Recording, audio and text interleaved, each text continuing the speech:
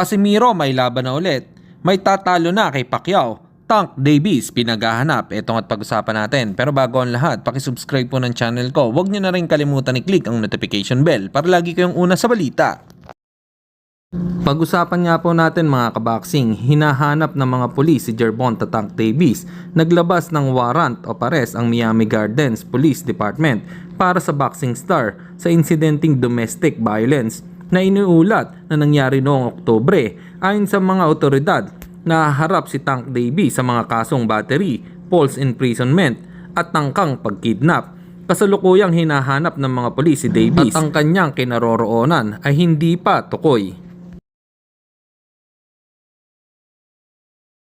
Samantalang anak ni boxing legend Manny Pacquiao na si Michael Pacquiao ay hindi nakilala sa bago nitong look at napuna din na mas nagkaroon ito ng itsura.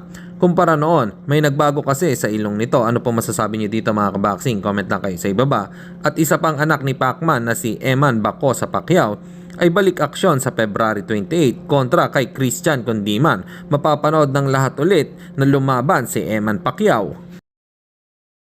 At sa kabilang balita naman tayo mga kaboxing, ayon sa batikang trainer na si Freddie Roach ay nagbigay ito ng komento kung naglaban ang Prime Manny Pacquiao at Prime Julio Chavez Sr. ay matatalo daw dito si Pacman dahil kumpletong boxer daw ito at magaling pa. Mabilis at eksplosibong fighter naman daw si Manny Pacquiao pero mahihirapan lang daw itong manalo kay Chavez bagamat wala namang samaan ng loob ang dalawa.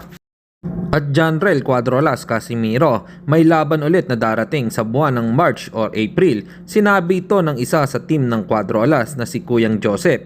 Last fight na daw ito ni Casimiro sa Kameda Promotion. Kapag nanalo pa din daw si Alas ay pipirma ulit ng panibagong kontrata hanggang mapasabak na sa major title fight. Ano pong masasabi nyo dito mga kaboxing? Comment lang kayo sa ibaba. Hanggang dito na lang muna ang ating balita. Dito na lang ang aking boxing news report. Babu!